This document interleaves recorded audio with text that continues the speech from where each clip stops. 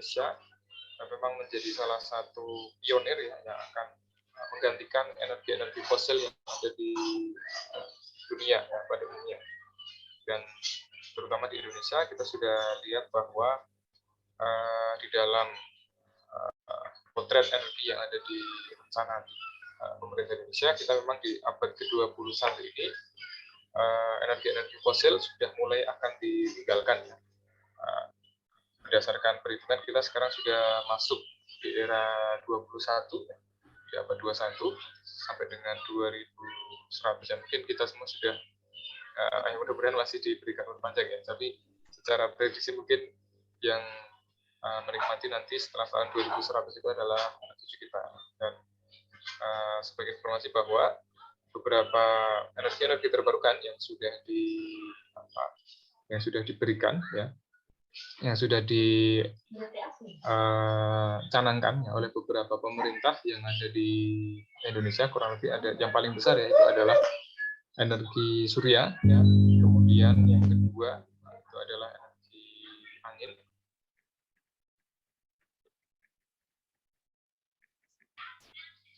kemudian yang selanjutnya itu yang paling besar nanti ya, insya Allah nanti akan berkembang lagi itu adalah energi dari hidrogen ya, hidrogen fuel cell.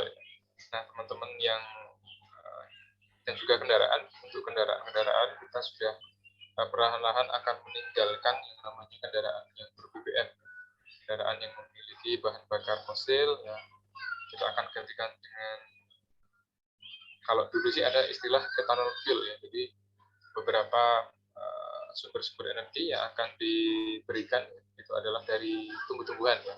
Cuman memang penelitian tidak sampai jauh ke sana, jadi kita lebih banyak ke EV ya, atau electric vehicle atau kendaraan listrik, seperti yang kemarin kalau teman tahu di program studi dan elektronik kita sudah memulai riset mengenai kendaraan listrik. Kita sudah ada motor listrik ya, kemarin ikut lomba di IJPLN, alhamdulillah kita dapat pendanaan ya. Jadi kalau teman-teman yang lihat nanti bisa cek ya di lab-lab kita ya, lab kita sudah mulai diperbarui ya, berbagai macam. Nanti mudah-mudahan setelah pandemi kita bisa bergabung kembali ya untuk melihat apa saja yang baru ya, di sini. Oke. Pembahasan kita hari ini ya, ini ada beberapa bagian. Yang pertama mengenai konversi energi ya, kemudian yang kedua mengenai hukum termodinamika, apa yang ada di energi ya, kemudian yang ketiga mengenai bagaimana energi ya, dan bagaimana keberlanjutannya terhadap hidup manusia ya, apakah bagaimana prosesnya ya, mulai dari zaman dulu ya, zaman manusia primitif, kemudian masuk ke era industri ya, kemudian masuk sekarang ke manusia mekanik ya, dan sekarang adalah manusia IoT ya. Jadi mulai dari revolusi industri yang mulai dari dulu ya, sampai dengan sekarang adalah revolusi industri 4.0 ya. Nanti kemungkinan akan berkembang lagi sampai dengan selanjutnya ya, mudah-mudahan nanti semakin lebih baik ya. Energi merupakan suatu teknologi ya, yang kalau kita lihat di sini memang penyediaannya selalu mengutamakan adalah eco-friendly atau ramah dengan lingkungan. Jadi energi itu bersih ya, tentunya tidak akan bisa lepas ya, dari proses konversi energi dan juga prinsip-prinsip yang ada. Jadi di pembangkit yang sekarang ada di Indonesia itu adalah menggunakan pembangkit listrik tenaga uap yang paling besar ya, peak load-nya itu base load ya. Jadi untuk base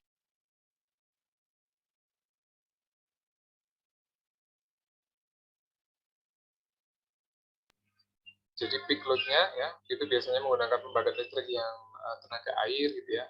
Kemudian untuk base load-nya kita biasa menggunakan pembangkit listrik tenaga uap, minyak dan juga gas bumi, karena memang dari beberapa pembangkit itu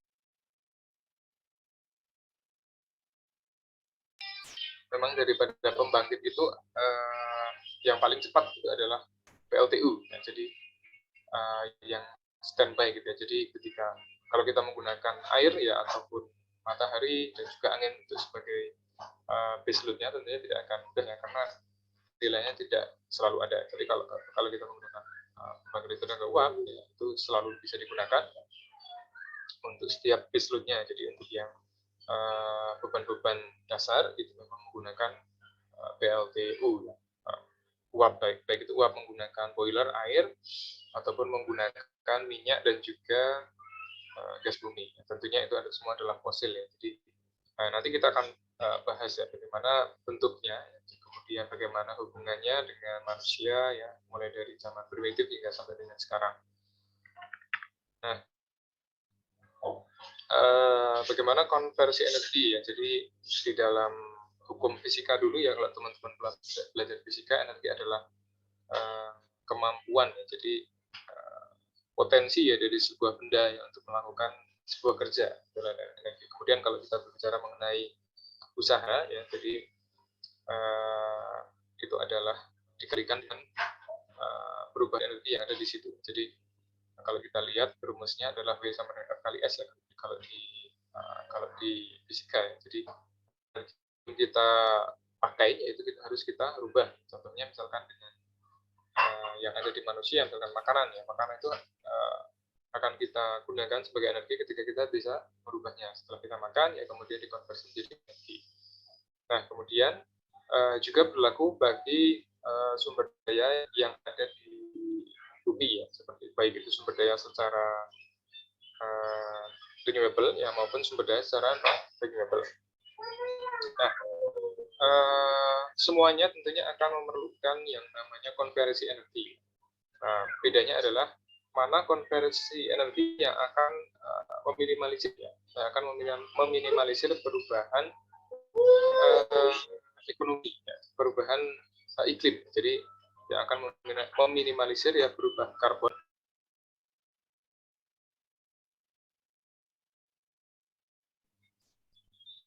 Jadi untuk meminimalisir perubahan karbon ya dan sebagainya, tentunya kita akan mencari atau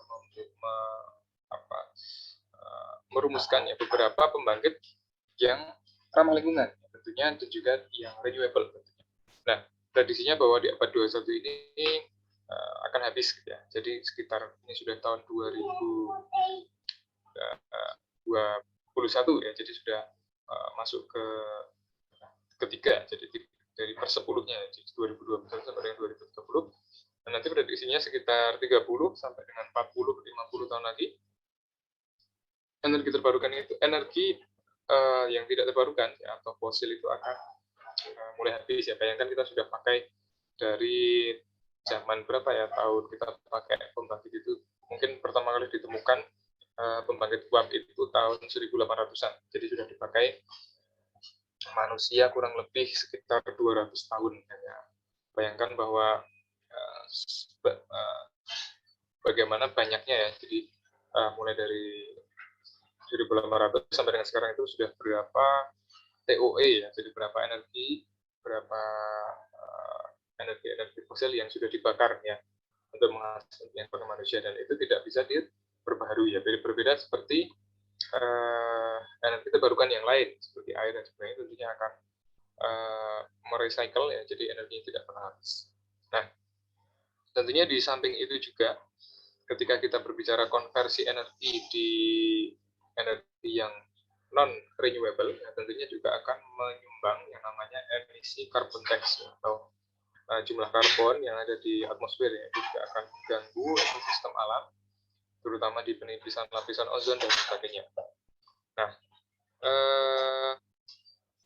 jadi ini sebuah contoh ya. Jadi analogi ya, tadi saya contohkan sebagai makanan ya. Ini contoh sebuah energi yang ada di kendaraan ya. Jadi sebuah energi, contoh di sini adalah BBM atau bahan bakar bensin, itu dapat dipakai atau dapat digunakan ketika Anda mengkonversinya, tentunya dengan proses pembakaran yang dicampur dengan udara yang ada di mesin bakar ya, akan menggerakkan piston dan sebagainya. Nah, itu adalah salah satu konversi energi yang bisa dipakai yang ada di bumi ini.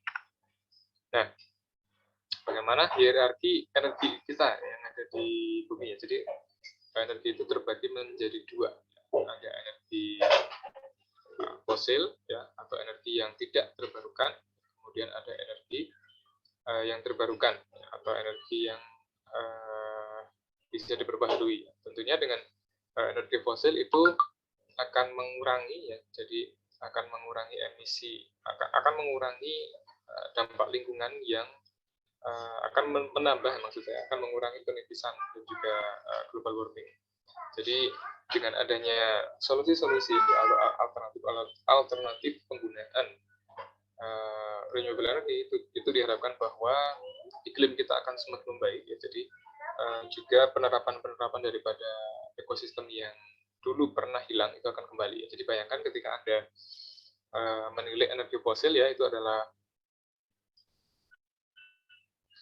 timbunan ya, atau dari tumbukan-tumbukan tumbuhan-tumbuhan yang sudah berjuta-juta tahun ya. Jadi dari zaman purba dulu ya, dengan zaman tahun sebelum Masehi ya, sampai dengan itu baru sampai dengan 1800 tahun setelah Masehi itu orang-orang baru menemukan yang namanya pemanfaatan energi fosil itu di tahun sekitar 1800-an. Jadi sudah jutaan kali. Jadi kalau kita mau merecycle ya, tentunya andaikan 2100 itu habis ya. Berarti kan 2100 per jutaan tahun ya, kan sangat lama sekali ya untuk merecycle energi-energi itu. Nah, tentunya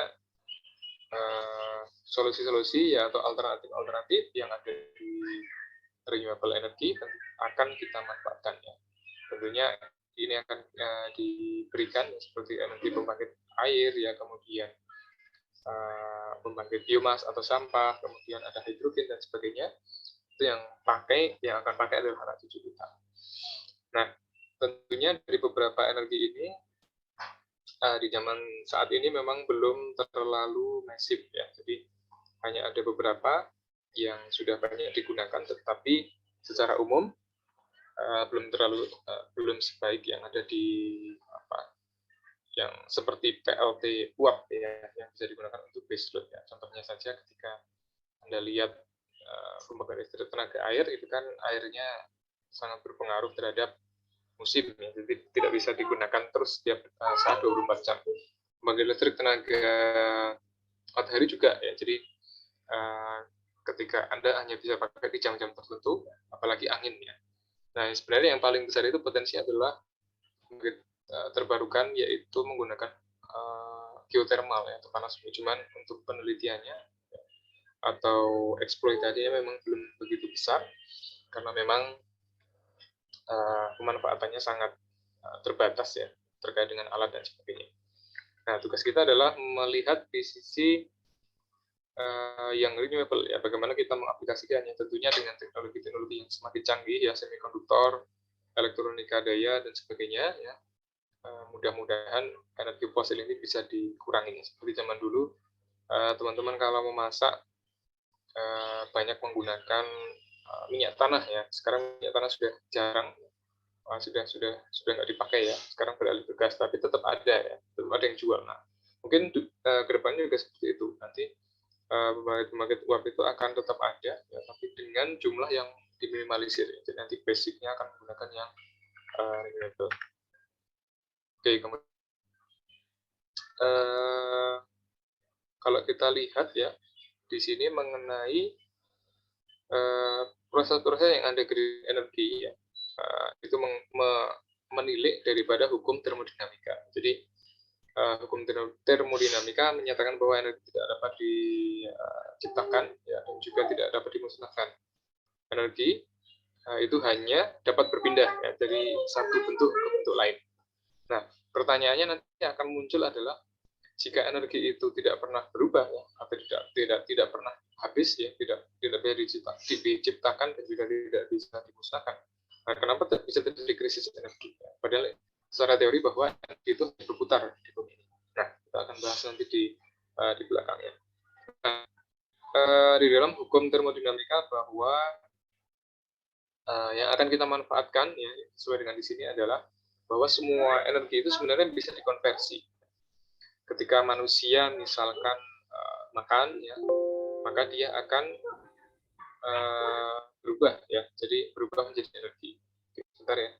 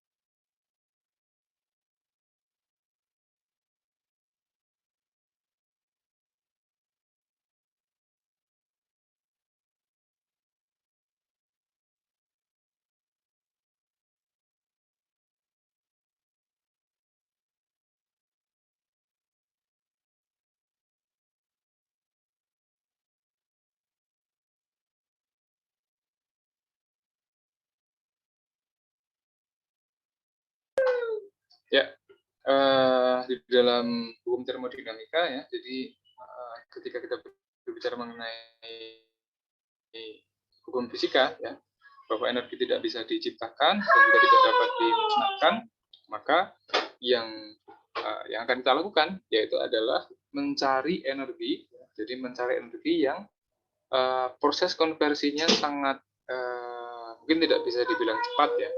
Yang kita cari proses konversi yang paling minimum menemukan karbon, ya, paling minimum memberikan polusi, ya, dan juga proses recycle-nya cepat. Jadi kalau energi yang proses recycle-nya cepat, yaitu energi terbarukan.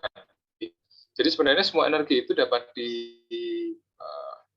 istilahnya dapat di recycle ya, cuman lama atau tidak ya. Jadi energi tidak terbarukan itu artinya bahwa energi-energi yang sebenarnya dia mungkin bisa ya diperbarukan, tapi membutuhkan waktu jutaan tahun lagi. Jadi seperti energi fosil yang kita pakai saat ini itu adalah timbunan daripada makhluk-makhluk hidup ya yang ada di sekitar jutaan bahkan miliaran tahun yang lalu. Jadi untuk membuat itu lagi tentunya akan membutuhkan jutaan waktu tahun lagi ya dari sekarang. Maka dari itu karena terlalu lama itu kita katakan sebagai energi yang tidak terbarukan. Nah, tugas di sini bahwa mencari energi-energi yang memang proses recycle-nya cepat. Ya. Contohnya energi matahari ya. Kalau kita pakai sekarang ya, kemudian malam, sore, besok pagi sudah muncul lagi. Ya. Air juga sebenarnya. Jadi hari ini kita pakai ya, kemudian keluar melalui pembuangan air di PLTA.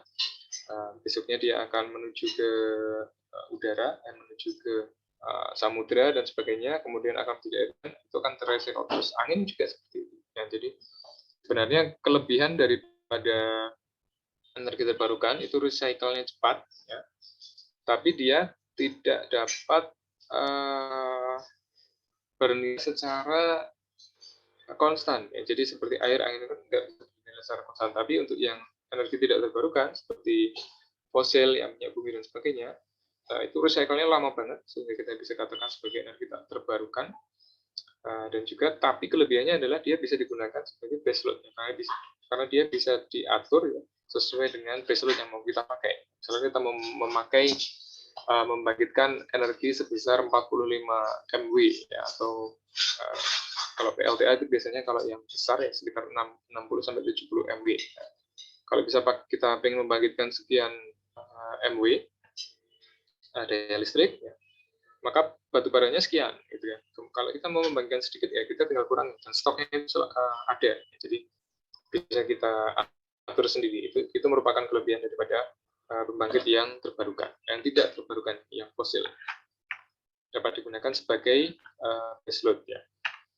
Nah, kemudian kita akan berbicara mengenai hubungan energi ya dengan kelangsungan hidup manusia. Nah, kalau kita tilik ya dari beberapa waktu-waktu yang lalu ya, dari masa-masa ya sebelum revolusi industri misalkan ya. Di sini bahwa manusia itu memanfaatkan benda-benda ya yang ada di sekitarnya sebagai sumber energi ya, macam-macam. Jadi manusia dari zaman mungkin dari zaman purba, dari zaman batu, sebenarnya mereka sudah memanfaatkan yang namanya energi. Ya. Cuman prosesnya berbeda. Ya. Jadi mulai ditemukannya api, ya, kemudian mulai manusia menggunakan pesawat-pesawat sederhana ya, atau menggunakan piranti-piranti mekanik dan juga kincir air, itu merupakan proses ya yang timbul ya sampai dengan sekarang. Nah, jadi sebenarnya pemanfaatan energi ya dari tahun mungkin sebelum Masehi itu sudah ada, ya, tapi memang belum terlalu banyak ya. Yang paling mudah memang karena belum ditemukan listrik ya, belum ditemukan mesin uap sebagainya. Manusia masih menggunakan, sebenarnya dari dulu itu menggunakan energi yang terbarukan. Contohnya misalkan kapal ya.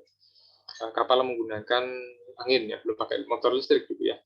Kapal menggunakan angin ya. Kemudian pesawat juga hanya menggunakan kalau dari Philip bersaudara itu ya, pertama kali ditemukan pesawat adalah dia menggunakan sepasang ya, atau menggunakan pesawat yang kecil ya, kemudian hanya memanfaatkan angin.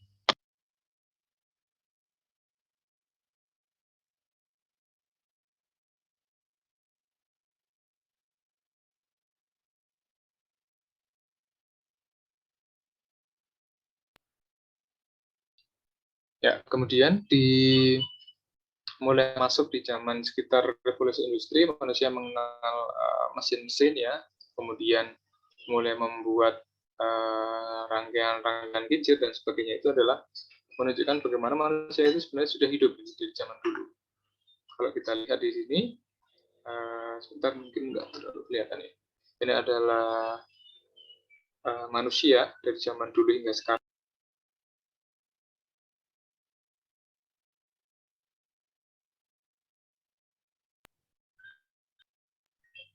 Nah, ini bisa kita lihat ya bahwa manusia primitif ya dari zaman dulu. Ini kita contohkan di sekitar Afrika Timur ya, 1 juta tahun yang lalu.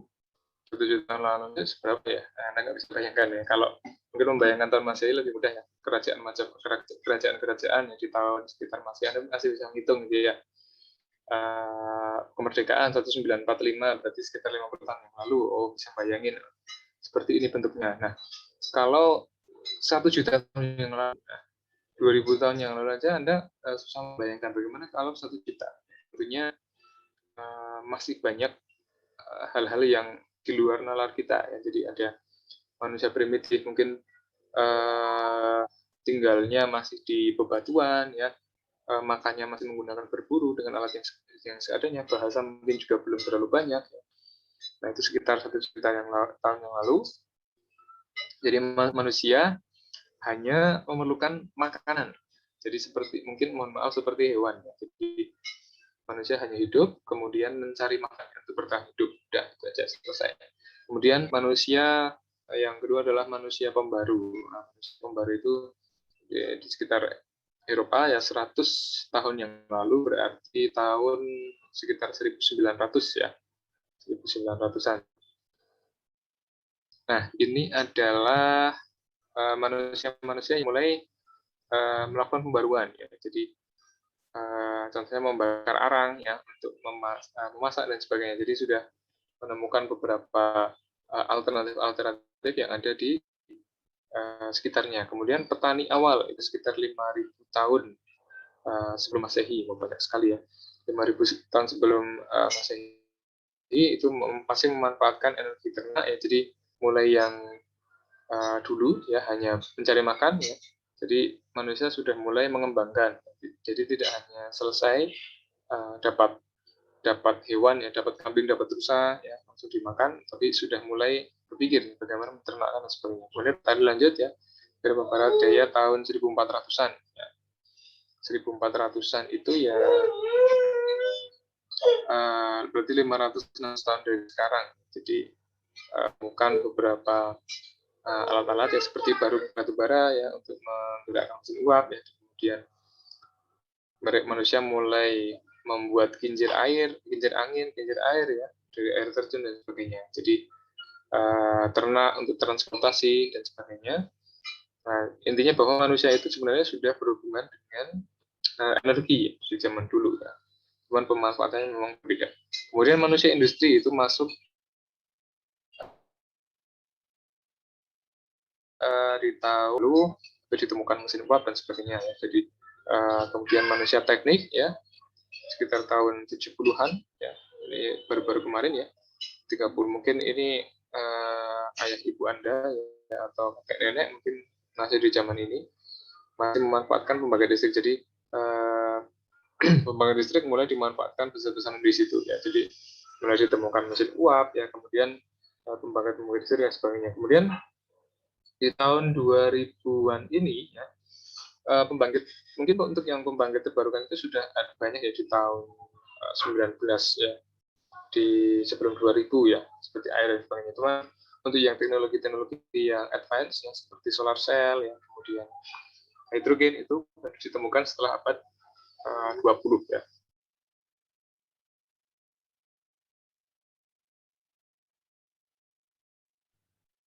Dan Sekarang sedang masif-masifnya ya, untuk yang paling mudah memang sekarang adalah solar cell, karena solar cell itu paling mudah masangnya, Anda tinggal pasang, bisa di mana saja, bisa di atap rumah dan sebagainya. Kalau mengenai ininya ya, terkait dengan energi yang lain ya, misalkan seperti air dan sebagainya, itu agak lebih susah ya untuk memasangnya tentunya dan sebagainya. Dan yang paling mudah memang dari solar cell.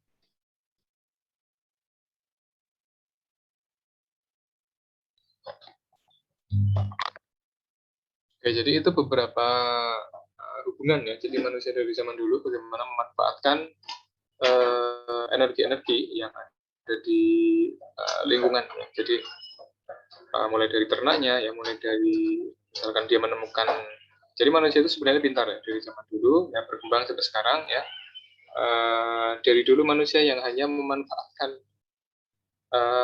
lingkungan sekitarnya, hanya menggunakan kayu dan sebagainya. Sekarang muncullah alat-alat baru ya, seperti kalau sudah masuk zaman industri itu pasti sangat berkembang, bisa menemukan komputer ya, menemukan bahkan sekarang teknologi touchscreen dan sebagainya ya. Kalau kita lihat dari beberapa tahun yang lalu, ini sebenarnya adalah pengembangan yang sangat advance ya. Jadi mulai dari manusia yang lahir yang kemudian dia hanya mencari makan, sampai sekarang manusia itu bisa membuat macam-macam ya. Dari mungkin semakin berkembang nanti ada teknologi-teknologi yang lain.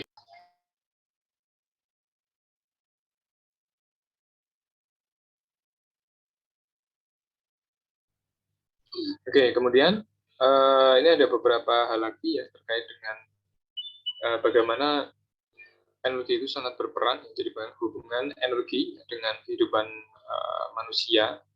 Jadi besar yang kalau kita lihat mulai dari berkembangnya beberapa tahun ke tahun ya, tentunya akan memberikan dampak yang signifikan ya. Kita bayangkan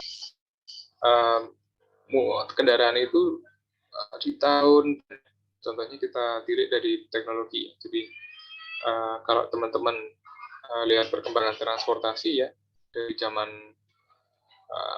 kakek nenek kita, mungkin ayah ibu kita, jadi orang itu kalau punya sepeda kayu itu sudah dikatakan kaya ya, dari tahun-tahun 1900-an, 1930 ya, abad 20 ya, abad 19 ya, di 1901 sampai 2000 itu kalau orang punya sepeda ya, itu bisa dikatakan orang kaya.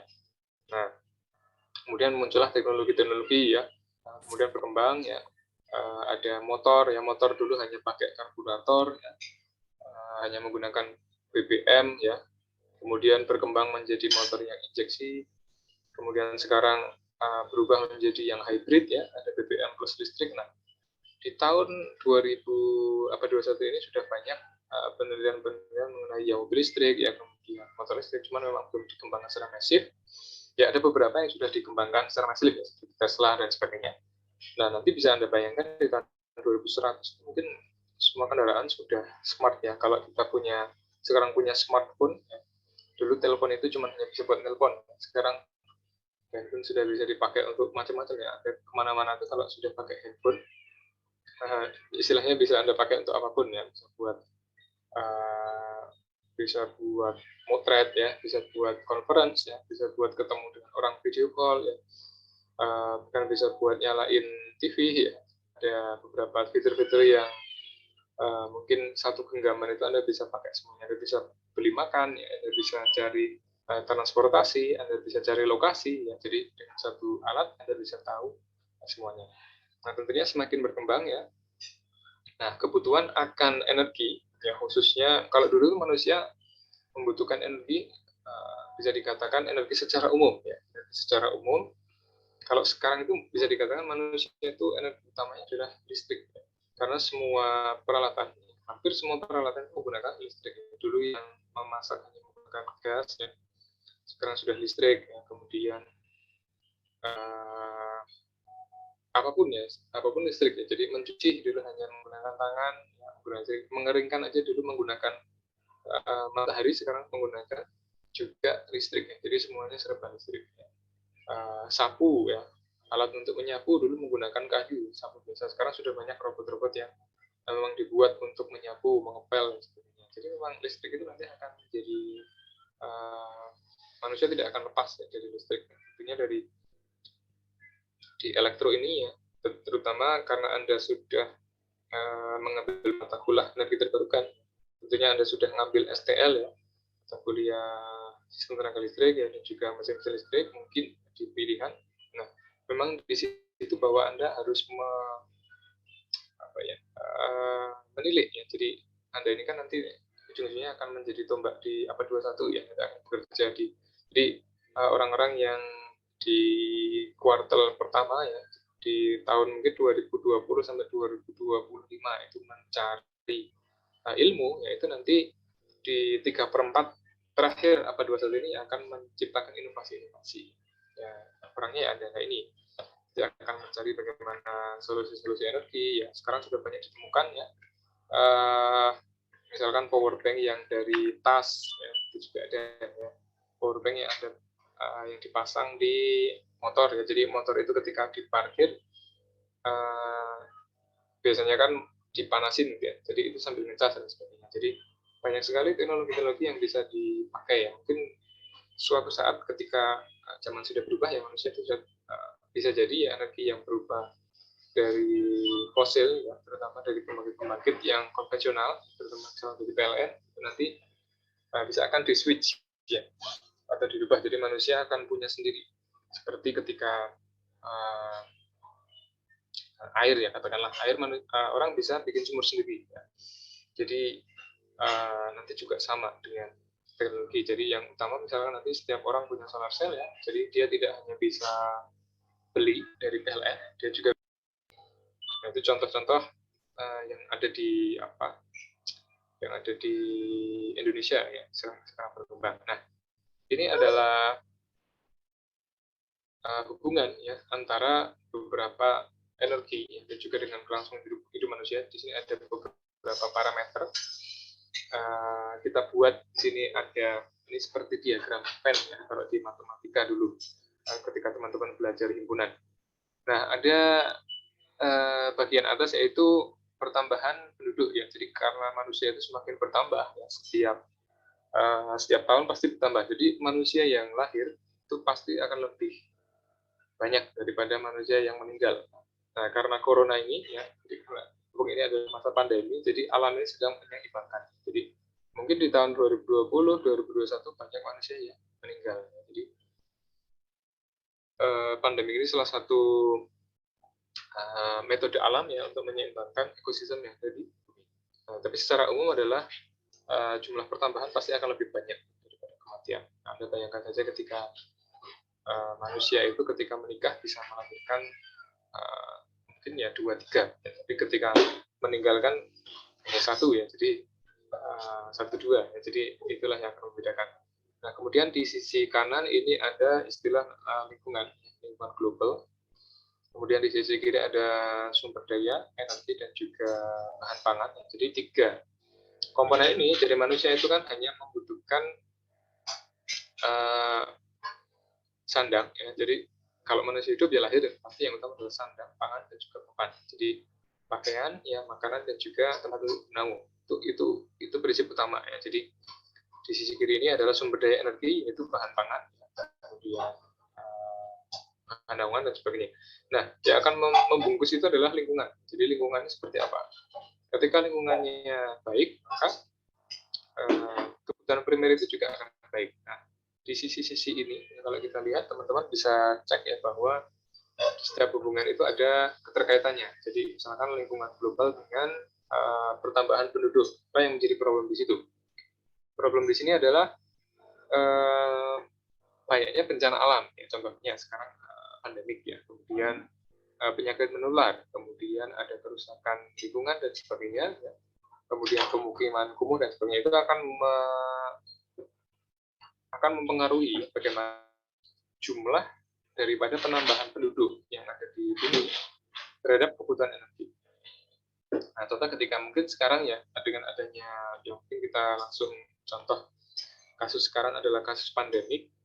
Nah, jadi ketika jumlah manusia itu sedikit, tentunya jumlah energi juga akan menurun. Jadi bisa dikatakan mungkin karena pandemi ini, katakanlah misal ya sekitar 5-10% manusia meninggal seluruh dunia. Tentunya kebutuhan energi juga akan menurun. Jadi demand-nya juga akan turun. Jadi itulah yang akan menyeimbangkan. Kemudian bagaimana hubungan antara sumber daya energi dan juga bahan pangan yang ada di bumi dengan pertambahan penduduk. Contohnya di sini ada kekurangan sumber daya energi, ya, jadi supply dan demand tidak sesuai. Kemudian terkait dengan kesulitan ekonomi, ya, kemudian ada banyak lain lagi. Jadi ketika energinya sama, energinya tetap, kemudian manusianya bertambah, nah tentunya supply dan demand-nya tidak akan seimbang. Yang perlu menjadi PR, ya, kita lihatnya. Dan kemudian yang di sisi bawah, ya, bagaimana keterkaitan ekosistem lingkungan global terhadap sumber daya, itu ada beberapa itu yang akan mempengaruhi, ya, seperti ada akibat-akibat yang polusi, ya, kemudian ada seperti hujan asam dan sebagainya. Kalau kita tidak seimbangkan, ya, dengan adanya sumber daya manusia, kemudian energi, dan ketika adanya lingkungan yang disebabkan oleh pertumbuhan itu sendiri, dapat menyebabkan berbagai macam pemanasan global, ya, dan sebagainya. Nah, ini sebenarnya 3 parameter ini harus kita seimbangkan. Karena kalau nanti kita bisa seimbangkan, ya, jadi supply-nya pas, ya, kemudian demand-nya juga pas, nanti kita bisa beralih pelan-pelan, ya, mulai dari energi fosil menjadi energi yang terbarukan. Seperti contoh ketika dulu, ya, manusia itu, orang-orang itu masih memasak menggunakan minyak tanah, ya. Jadi peralihannya itu pelan-pelan. Jadi sekarang hampir semua yang menggunakan gas LPG, ya. Dan LPG pun sekarang sudah mulai dialih menggunakan media kompor listrik, ya. Jadi memasak itu hampir semua pakai listrik, kompornya listrik, pemanasnya listrik, blendernya listrik. Jadi ke arah listrik, ya, semuanya akan berarah ke listrik, ya, karena akan meminimalisir energi fosil, ya. Dan listriknya itu sendiri kita akan ciptakan, akan buat dengan energi-energi yang memang terbarukan. Contohnya. Nah, ini adalah grafik hubungan, ya, energi dengan kelangsungan hidup manusia. Kalau kita lihat di sisi bawah itu adalah tahunnya, kemudian di sisi sumbu vertikalnya itu adalah beberapa jenis-jenis energi, ya. Kalau kita lihat di tahun 1800-an, 1860 itu kita masih masuk di zaman arang, jadi manusia masih pakai arang karena belum terlalu banyak.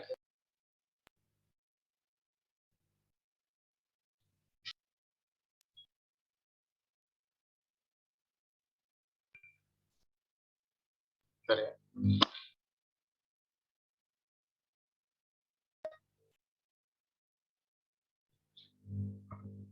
Nah, di 1860 itu manusia masih menggunakan zaman arang. Yang paling simpel, ya, jadi benda dibakar, ya, kemudian pakai arang, ya, seperti kita memasak sate, ya, seperti memasak sate. Jadi semua energi menggunakan arang. Kemudian di tahun 1900, ya, itu sudah mulai masuk di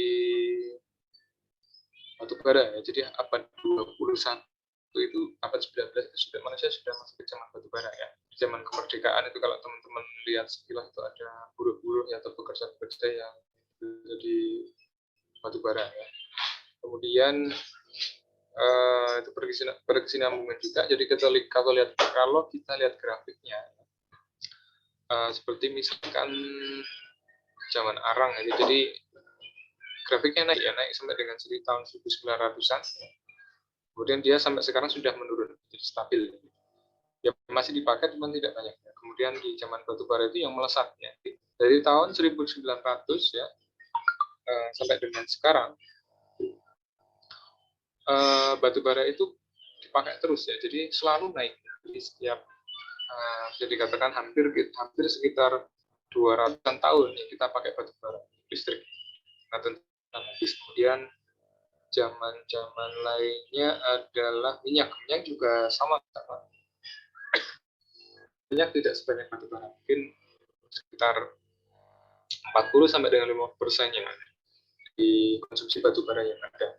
Cuman sama saja ya, jadi kedua pembangkit ini dipakai itu akan habis di sekitar abad 21 ya, 2100 mungkin 2100 itu kan manusia mulai tahun 2100 itu sudah menggunakan energi-energi yang terbarukan.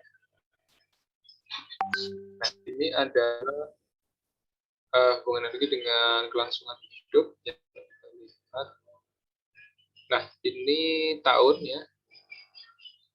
Ini tahun, kalau tadi ini adalah grafik sampai dengan 2190 ya, ini prediksi ya, sampai dengan tahun 2400. Nah, ini mungkin kita sudah nggak ada ya 2400. Ini kalau 2100 mungkin masih ada. Nah, teman-teman di sini kelahiran tahun berapa ya? Tahun 2003-an ya. 2003, 2004-an, 2002. Nah, kalau umurnya 100 tahun berarti tahun 2100 teman-teman masih hidup. Tapi kalau 2200 mungkin sudah enggak ya, tapi nggak tahu ya. Kalau ada yang Allah yang menentukan. Nah, prediksi kita di tahun 2100-an atau apa 2021 ini puncak-puncaknya batu bara itu 2100 dia akan semakin melejit ya. Nanti dia akan turun ya di abad 21 ini prediksi ya, masih prediksi. Ini sudah mulai habis ke 2100. Jadi prediksi memang di abad 21 itu akan habis ya. Ini mulai hilang. Kemudian PR kita apa ya? Kekurangan. Karena kita pertumbuhan listrik itu semakin meningkat ya. Walaupun manusia itu mungkin akan menurun atau stabil, tetapi penggunaan elektronik dan teknologi tentu akan membutuhkan suplai daya yang tinggi ya. Yang dulu bayangkan ya teman-teman, dulu mungkin rumahnya cuman, kalau teman-teman pulang ke rumah nenek ya, kakek, mungkin listriknya cuma 450 VA. Paling pakai lampu, pakai TV sudah selesai. Ya, orang dari zaman dulu kan gitu, TV, lampu, ya paling nanak nasi selesai ya. Bayangkan ketika teman-teman berada di rumah modern, lampu banyak ya, meskipun sudah LED ya. Kemudian hiasan-hiasan dinding ya, lampu. Kemudian alat-alat elektronik ya, komputer, laptop, gadget, HP, tablet, semuanya listrik ya. Menggunakan kulkas, pemanas menggunakan heater, kemudian pendingin menggunakan AC, menggunakan kulkas, ya, kompor menggunakan kompor listrik, semuanya serba elektrik ya. Walaupun jumlah manusianya sama, tapi penggunaan mungkin akan menjadi 2-3 kali lipat. Minimum sekarang itu kalau hidup pengen nyaman itu 1300 PA, itu kalau pengen nyaman. Kalau teman-teman tinggal di kota pakai 450 nggak bakal bisa ya. Minimum ya 900 atau 1300 ya. Kalau tinggal kota panas pakai AC dan sebagainya, pakai AC setengah PA masih oke ya. Nah, ini kebutuhannya akan semakin naik.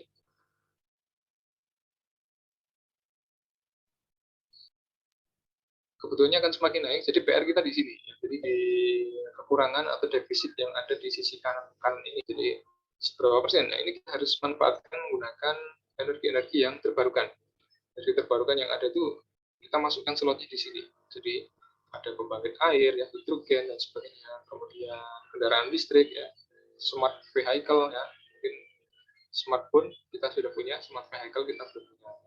Nah, mungkin untuk yang kendaraan canggih nanti kalau seperti Maps mungkin ya, jadi kalau kita klik Maps-nya di mobil atau di kendaraan, itu mobilnya akan jalan sendiri. Seperti itu ya. Jadi dan tentunya akan mencari kendaraan-kendaraan yang energinya sangat less ya, atau sangat kecil. Ya. Jadi manfaatnya besar ya, tapi energinya yang minim. Itu salah satu yang akan dicari.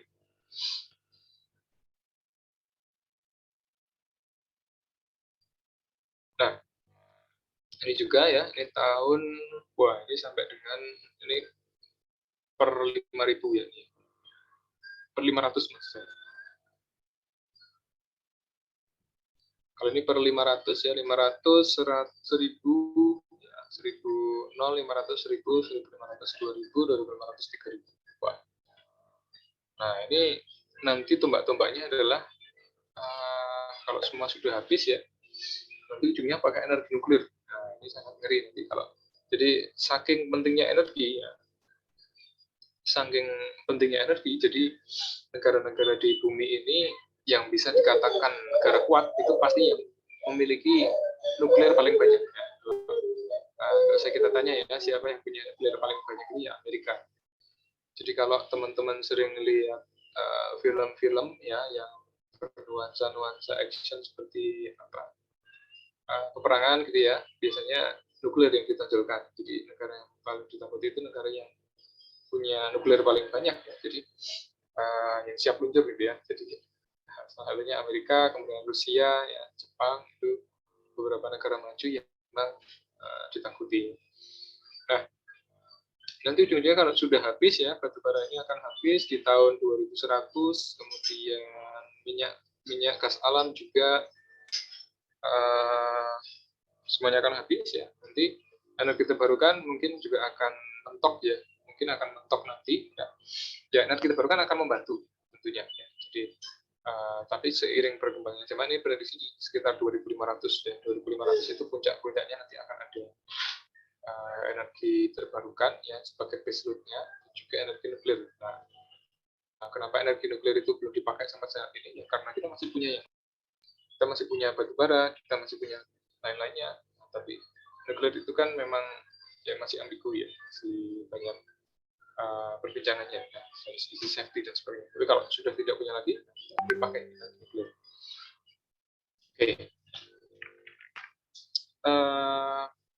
Nah ini yang penting ya. Ini yang akan saya jadikan tugas ya di pertemuan kali ini.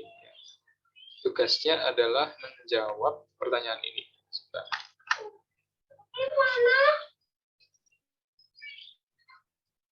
Nah, tugasnya akan menjawab, silahkan Anda buat argumen ya, silahkan Anda buat argumen. Jadi saya lihat sudah sekitar satu jam ya untuk sesi sinkronnya. Biasa nanti sisa waktunya kita pakai untuk asinkron. Saya berikan tugas cukup satu soal ya di setiap pertemuan. Nah, tugasnya adalah menjawab pertanyaan ini. Jika energi itu kekal sesuai dengan hukum termodinamika ya, tidak dapat diciptakan dan juga tidak dapat dimusnahkan, pertanyaannya adalah mengapa terjadi krisis energi. Nah, silakan nanti teman-teman cari ya sumber-sumber referensi yang boleh cari apapun ya, yang jelas teman-teman menjawab pertanyaan ini. Jadi logikanya seperti yang dijelaskan tadi ya, bahwa di hukum termodinamika energi itu hanya berputar ya, seperti manusia makan ya dari tumbuh-tumbuhan ya, kemudian dimakan habis jadi energi ya, untuk bekerja. Nah, ketika itu teorinya benar ya, termodinamika, harusnya energi itu nggak hilang, jadi energi itu tetap ada. Nah, tapi kenapa bisa terjadi krisis energi? Silakan dicari jawabannya. Nah, sebenarnya jawabannya juga ada di sini, belakang sini. Cuman ini terlalu menjawab secara 100%. Teman-teman bisa cari sendiri. Silakan diuraikan jawabannya, ditulis ya. Silakan jawabannya ditulis di biasa menggunakan ballpoint, tulis tangan ya, kemudian difoto dan juga upload. Ya. Oke, mungkin itu ya untuk penjelasan hari ini mengenai energi terbarukan ya, bagaimana hukum termodinamika energi ya secara kalkulasi, kemudian bagaimana hukum hubungan antara energi dengan manusia, kemudian dan juga konversinya, juga bagaimana perannya dalam sistem pembangkitan tenaga listrik ya. Mudah-mudahan bisa memberikan wawasan dan juga manfaat pada rekan-rekan sekalian.